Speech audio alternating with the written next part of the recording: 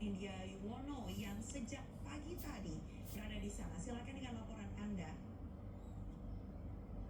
Selamat sore Mevri, saat ini kami masih di Stadion Madia Gelora Bung Karno, Jakarta, di mana memang lokasi ini menjadi lokasi kampanye akbar pasangan calon gubernur dan calon wakil gubernur Jakarta nomor urut 3 yaitu Pramono Anung dan juga Rano Karno atau Bang Dul. Dan memang Mevri, acara sudah selesai, tadi terakhir diisi oleh panggung hiburan dari Slang begitu.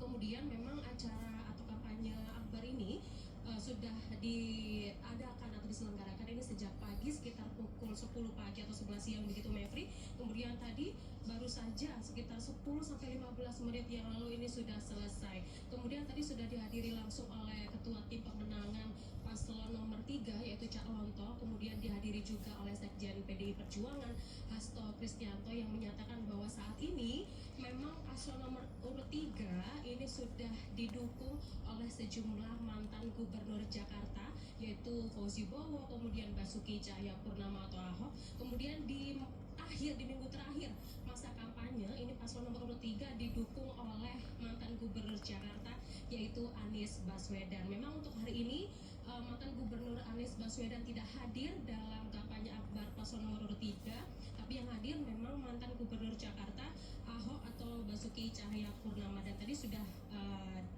menemui awak media dan menyatakan hal yang sama seperti yang dikatakan Hasto Kristianto, bahwa memang saat ini paslon nomor urut 3 didukung oleh sejumlah mantan gubernur. Ini artinya diharapkan paslon nomor urut 3 ini masih satu jalan, satu visi misi untuk memajukan Jakarta. Dan tadi sudah dikatakan langsung oleh calon gubernur nomor urut 3 Pramono Anung bahwa ia juga berharap dalam pilkada 2024 ini tidak ada unsur kecurangan atau apapun. Kemudian kalau kita lihat memang beberapa hari kebelakangan ini diduga ada kecurangan begitu Mevri di sekitar Cilincing, Jakarta Utara yang diduga dilakukan oleh paslon nomor urut 1.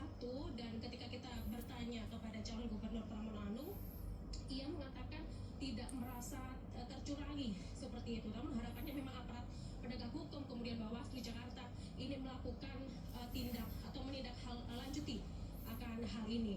Kemudian memang untuk hari ini tadi sore sekitar jam 4 atau jam 5 sore calon wakil gubernur nomor urut 3 Rano Karno atau Bang Dul ini masih belusukan di sekitar Cempaka Putih, Jakarta Pusat. Dan ini memang hari ini kampanye terakhir bagi semua pasangan calon di pilkada terutama di Jakarta, karena besok memasuki hari tindak dan untuk APK atau alat peraga kampanye. Kemarin sudah sempat disinggung oleh calon gubernur Pramono Anung bahwa memang nantinya APK ini akan segera diturunkan dan nantinya APK ini akan didaur ulang, karena memang sebelumnya Pramono Anung sudah bertemu dengan sejumlah aktivis lingkungan begitu. Kemudian dia bertanya untuk bagaimana sistematis untuk daur ulang APK. Kemudian nantinya tim kampanye ini akan mendaur ulang APK yang sudah dipasang di sejumlah wilayah di Jakarta untuk diturunkan kemudian didaur ulang.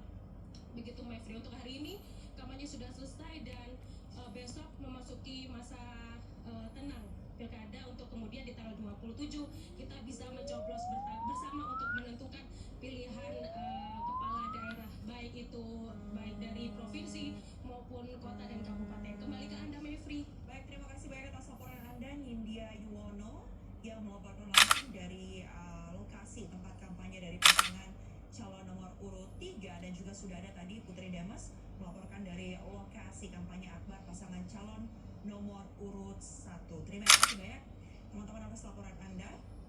Dan tentunya kampanye akbar juga digelar atau dilakukan oleh pasangan calon nomor urut 2 yang merupakan asalnya dari jalur independen. Ada pasangan Dharma Pongrekun dan juga Kunwardana yang hari ini juga menggelar kampanye akbar tepatnya di lapangan bola Tabaci, Kalideres, Jakarta Barat.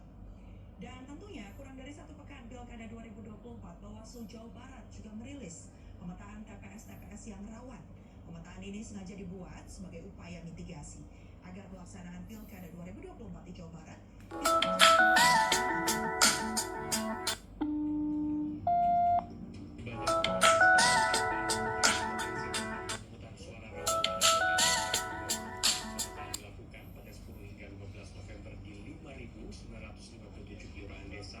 dan 73.862 TPS di 27 kabupaten kota di Jawa Barat.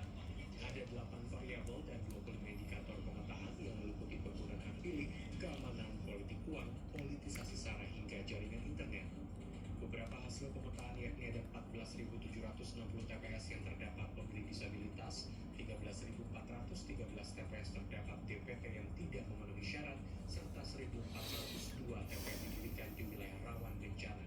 Menurut Bawaslu Jabar, data ini mengacu pada pemilu sebelumnya. Pemetaan ini nantinya akan menjadi dasar untuk melakukan pengawasan lebih komprehensif di TPS yang memiliki potensi kerawanan. Dari pertanyaan adalah bagaimana caranya output daripada pemetaan ini, terus Bawaslu mampu melakukan strategi pencegahan, tentu bagaimana caranya pada saat melaksanakan pemungutan dan penghitungan suara tidak lagi ada pelanggaran, tidak lagi ada kekurangan logistik, tidak lagi ada masalah-masalah yang terjadi.